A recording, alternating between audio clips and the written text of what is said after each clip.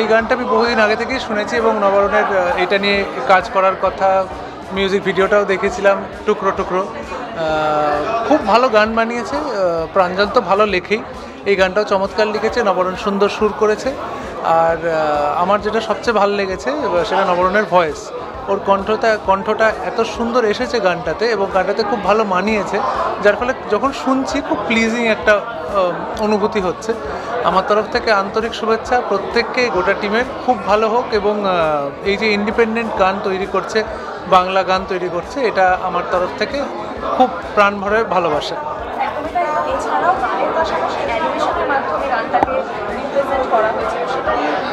হ্যাঁ, ভিডিওটা খুব চমৎকার বানিয়েছে।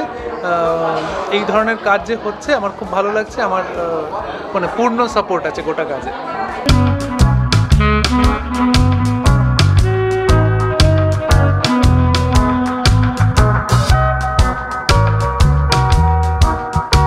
আমি বাকিদের কথা জানি না, আমি এখানে এসেছি যে আমাদের এই সময়কার একজন ট্যালেন্টেড মিউজিশিয়ানরা কয়েকজন মিলে এবং একটা কিছু প্রডিউস করেছে, সেটার পাশে থাকবে। এবার এতে বিপ্লব না থাকতে পারতো, শুধু প্রেম থাকতে পারতো, এতে অনেক কিছু থাকতে পারতো। আমি আজকে এসেছি এই জায়গাটা গোটাটা দেখে ফ্রম দ্য পয়েন্ট অফ মনে চেয়েছি, এখনও চাইছি যে ছবিটা দেখে এই গানটা শুনে লোকে আনন্দ পাক, কারণ ওটা খুব জরুরি, ওটা ভীষণ জরুরি। আনন্দ পেলে তারপরে তার থেকে কি নেংড়ে পেলো কি পেলো না সেটা শ্রোতা দর্শকদের ওপর। এখানে এই গানটা করে নবারুণরা বিরাট কি বিপ্লব করলো বা আমরা কি জানলাম, আঁচ পেলো, আমার এগুলো মাথাতে আসেইনি। কিন্তু আমি এসেছি যে এই ব্যাপারটা যেটা আমি দেখলাম যে আমার ইয়েস দিস ইজ আজকের ডেটের একটা কাজ, বোঝা যাচ্ছে মিনিমাল, বোঝা যাচ্ছে কনস্ট্রেন্ট, বাট এটা আজকের ডেটের একটা কাজ করার চেষ্টা এবং সেটার মধ্যে পপুলার হওয়ার একটা এলিমেন্ট আছে, অনেকগুলো এলিমেন্ট আছে, সুন্দর গাওয়া, লিরিক, সুর, এইসব মিলে। এবার তারপরে এই ফিলোসফিক্যাল কথাবার্তা, সেটা এত বছরের পৃথিবী, হ্যাঁ, একটু আধটু পড়লে, একটু আধটু খুঁজলে, একটু আধটু দেখলে বা আমার সঙ্গে একটু বসলেই বুঝতে পারবে যে স্ট্রেট কোনো কিছু নেই, এক এক এক মানুষ যতদিন থাকবে ততদিনই সবগুলোই থাকবে। আজকের মতো সন্ধ্যা থাকবে, আবার মাস দুয়েক আগে যেরকম আমার সময় কাটিয়েছি, একটা সাংঘাতিক মানসিক কী হবে বুঝতে পারছেন, সেরকম সময় মানুষকে কাটাতে হবে, কালকেও কাটাতে হতে পারে, ইউ নেভার নো।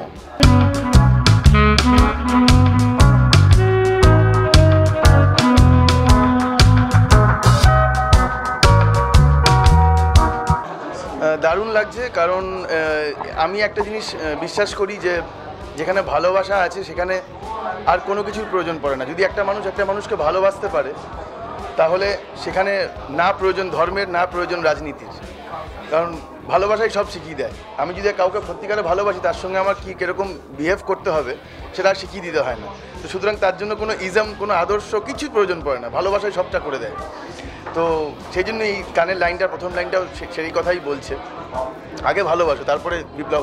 ভালোবাসতে জানলে সবটাই সলভ হয়ে যায়। তো সেই জায়গা থেকে গানটা আমি যেরকম, যখন লিরিকটা প্রাঞ্জল আমাকে পাঠিয়েছিল, মানে আমরা একসাথেই ছিলাম যখন লিরিকটা প্রাঞ্জল শোনায় আমাদের, যেরকম একটা ভাবছি গানটা প্রবাবলি আমারই গাইবার কথা ছিল, যেটা হয় অনেক গানই আমাদের গাইবার কথা হয় কিন্তু আলটিমেটলি হয়ে ওঠে না। কিন্তু আমার খুব ভালো লাগছে যে প্রথম যে তিনজন আমরা ছিলাম গানটার ইনসেপশন থেকে, তারাই রয়েছে গানটার মধ্যে।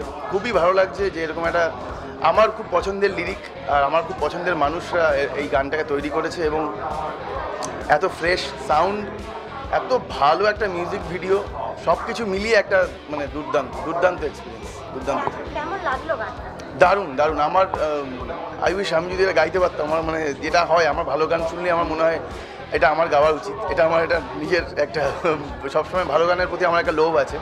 তো এই গানটা শুনে আমার বারবার মনে হচ্ছে এটা যদি আমি গলা দিতে পারতাম, এত সুন্দর কাজ হয়েছে। আর অবশ্যই নবারুণ নবারুণকে ভোকালিস্ট হিসাবে আমরা এইভাবে খুব বেশি দেখি না। ওর যদিও একটা নিজস্ব ব্যান্ড রয়েছে প্রফেসর বলে, সেখানেও ভোকালিস্ট হিসাবে কাজ করে। আমার খুব ভালো লাগছে নবারুণ ভোকালিস্ট হিসাবে নবারুণকে আমরা পাচ্ছি, এবং আরও কিছু গান আমরা হয়তো ওর কাছে, আরও কিছু না, আরও অনেক অনেক গান হয়তো এরকম পাবো ওর কাছে।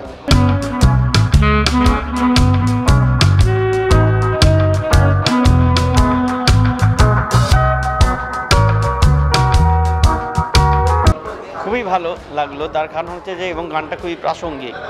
হ্যাঁ, যে এইরকম একটা সময় দাঁড়িয়েও আবার ভালোবাসার কি আশ্রয় নিয়েই আমরা বাঁচছি, এইটা একটা আশার আলো দেখাচ্ছে। তো সেটা খুব সুন্দর লেগেছে, মানে এবং খুব সুন্দরভাবে অ্যানিমেটেড ওয়েতে সেটাকে ডিসপ্লে করে, এবং যেরকম একটা যুদ্ধের পটভূমিকায় দেখানো হচ্ছে। বারবার আমার ইসরায়েলের কদিন আগে হওয়ার এখনও চলছে অনগোয়িং যুদ্ধ, সেই যে গাজার যে ডিস্ট্রাকশানটা আমরা দেখেছি, ভয়াবহ ডিস্ট্রাকশানটা, তার ছবিটাই বারবার মনে পড়ছিল।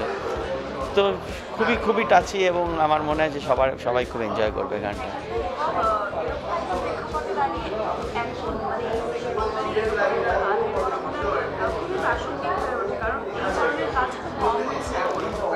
ডেফিনেটলি কাজ তো কম হচ্ছে, মানে আমি বলছি যে তুমি আমি প্রেমের বাইরে গিয়ে একটা জায়গায় গান বানানোটা খুব কঠিন হয়ে যাচ্ছে আজ। স্পেশালি আরও হচ্ছে যে নর্মালি ফিল্ম সং তো এরকম ধরনেরই একটা তার সিনেমাটা যেরকম প্রয়োজন, সেই প্রয়োজনীয়তার অনুযায়ী গানটা বানানো হয়। একমাত্র বেসিক গানের ক্ষেত্রে সেটা আলাদা হয়ে যায়, এবং যার জন্য বেসিক গান হওয়াটা খুব দরকার। একটা সময় কবি সুমনের হাত দিয়ে শুরু হয়েছিল, তারপরে নচিকেতা, অঞ্জন দত্ত, শিলাজিৎ, চন্দ্রবিন্দু সবাই নানান রকম বেসিক গান করেছে। তো ইদানিং বেসিক গান তৈরি হচ্ছে, কিন্তু তার প্রমোশনের জায়গাটা তো খুবই কমে আসছে বলে লোকজন জানতে পারছে না। তো সেই জায়গায় নবারুণ আবার নতুন করে একটা বেসিক গান বানালো, এবং সেটা এই যে তোমরা সবাই এসে সেটাকে কভার করছো, আমরা সবাই এসেছি, পাশে দাঁড়াচ্ছি, সাপোর্ট করছি, এবং এটা যদি লোকজনের কাছে পৌঁছে যায়, লোকজন যদি সত্যি সবাই মিলে আবার গানটাকে শোনে এবং সেই গানটা পপুলার হয়, যেমন কদিন আগে দেবদীপের গান এত একটা পপুলার হয়েছিল, তাহলে আবার এই বেসিক গান ফিরে আসবে। এবং বেসিক গানে ফিরে আসাটা খুব প্রয়োজন, সমাজের ক্ষেত্রে প্রয়োজন। কেন এটা কিন্তু সিনেমার প্রয়োজনীয়তার বাইরে গিয়ে জীবনের প্রয়োজনীয়তাটা খুঁজে মানে অনেক জায়গাগুলো টাচ করে যায়। তো সেই জন্য আমার মনে হয় যে এই গানটা মানে লোকের কাছে পৌঁছানোটা জরুরি। আমরা তো এই এতদিন বাদে 10 নম্বর অ্যালবাম বের করলাম, আমরা এত আনন্দিত, এবং এখনও গানগুলোই মানে ডিজিটাল প্ল্যাটফর্মে আসেনি। তার কারণ আমরা অনেক দিন বাদে আমরা ভেবেছিলাম যে এটা নতুন কিছু করি, তো আমরা আমাদের রেকর্ড, যেটা ভাইনাল বলে, যে পুরোনো দিনের রেকর্ড, সেই রেকর্ডে আমরা পাবলিশ করেছি। অনেকের কাছে রেকর্ড প্লেয়ার নেই বলে অনেকে কিনতে পারেনি, আবার এটাও ঘটনা অনেকের কাছে রেকর্ড প্লেয়ার না থাকা সত্ত্বেও তারা কিনেছে, এবং কারো কাছে আছে তারাও কিনেছে, যে জাস্ট এইটাকে সাক্ষী রাখার জন্যে যে 10th অ্যালবামের রেকর্ডটা হয়তো কোনো দিন রেকর্ড প্লেয়ার কিনবো, তখন আমরা শুনবো।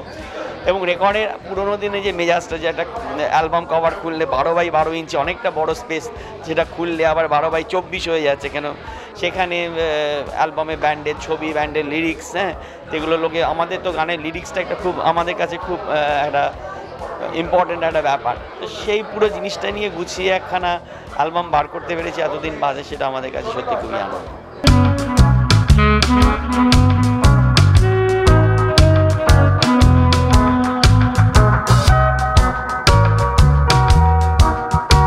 হ্যাঁ, গানের কথা মাথায় এসছে, মানে কোনো আলাদা করে কোনো প্ল্যানিং ছিল না যে একটা গান এরকম বানাবো, ওরকম ছিল না। গানটার প্রথম দুটো লাইন আমি খুব র্যান্ডামলি লিখেছিলাম, লেখাটা এসেছিলো বলে ফেসবুকে লিখেছিলাম, তো সবাই খুব শেয়ার করেছিল। এর প্রায় বছর 2-3 বাদে একটি জায়গায় বেড়াতে গেছিলাম আমি, সেখান থেকে ফিরে এসে কিছু টুকরো লেখার মতো করে লেখা বেরিয়ে গেছিলো। বেরোনোর পর আমি ওই লেখাটা বাকি দুটো লাইনের সাথে জুড়ে দিয়েছিলাম, জুড়ে নবীকে হোয়াটসঅ্যাপ করেছিলাম ক্যাজুয়ালি। নবী বললো যে লেখাটা খুব ভালো লাগছে, তা আমি শুট করবো। তো এরকমভাবেই গানটা জার্নি শুরু হয়। হ্যাঁ, তাকে বলা যেতে পারে। এবং যেহেতু ইন্ডিপেন্ডেন্ট জোনের একটা গান, কোনো ছায়াছবির গান না, নর্মালি যেরকম আমি বা নবী আমরা যেহেতু ছায়াছবি বা সিরিজের কাজ করি, তার থেকে আলাদা কোনো ডিরেক্টর বলে দেয়নি বা কোনো চিত্রনাট্যের কোনো দাবি অনুযায়ী আমরা গান বানাইনি। তো গানকে নিজের মতো আমরা পাখনা মেলতে দিয়েছি, এবং সাউন্ড থেকে শুরু করে মিউজিক ভিডিও থেকে শুরু করে সবটাতে আমরা এক্সপেরিমেন্ট করেছি, যাতে একটু অন্যরকম কিছু করা যায়। অন্যরকম তার কত অন্যরকম করবো, সব অন্যরকমই তো হয়ে যাচ্ছে, তাও তার মধ্যে যতটা অন্যরকম করা যায় আমরা চেষ্টা করেছি আর কি। দর্শক এবং শ্রোতাদের বলবো যে আমাদের এই বিপ্লবকে সফল করার দায়িত্ব তাদের, আশা করি বিপ্লব সফল হবে।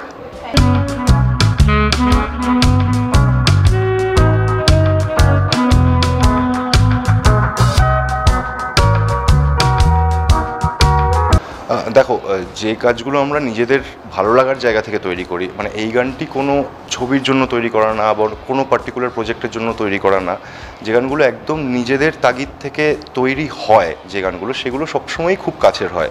তো তেমনই এই গানটিও খুব কাছের। এই গানটি লিখেছে প্রাঞ্জল। প্রাঞ্জল আমার বহু দিনের বন্ধু এবং কোলাবোরেটর। আমরা প্রচুর ছবির কাজ একসঙ্গে করেছি, শহরের উষ্ণতম দিনে আমরা একসঙ্গে করেছি, ট্যাংরা ব্লুজ আমরা একসঙ্গে করেছি, এছাড়াও বহু কাজ একসঙ্গে হয়েছে। কিন্তু ইন্টারেস্টিংলি এত বছরে এটা প্রথম ইন্ডিপেন্ডেন্ট কাজ যেটা ওর লেখা এবং আমার কম্পোজ করা, যেটা বেরোতে চলেছে। তো সেই সমস্ত কিছু দিক থেকে এই গানটি খুবই প্রিয়।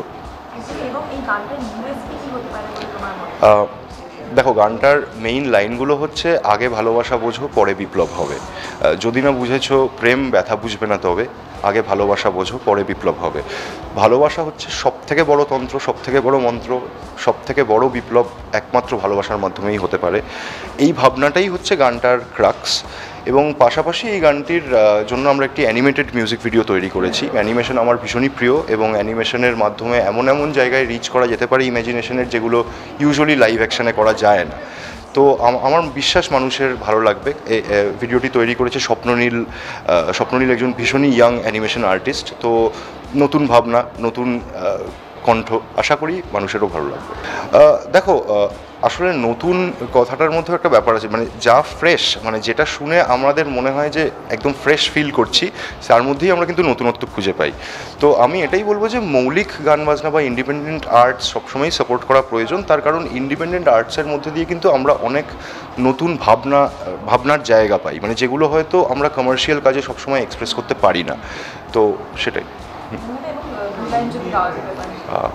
যদি না বুঝেছ প্রেম ব্যথা বুঝবে না তবে, আগে ভালোবাসা বোঝো পরে বিপ্লব হবে।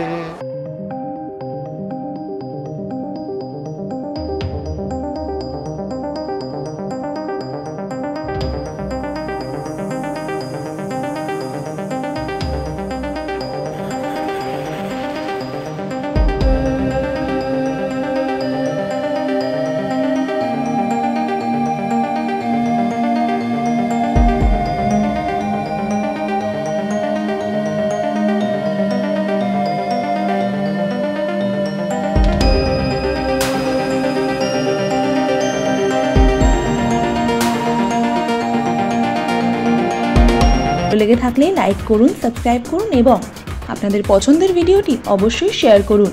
Tollywood focus Kolkata.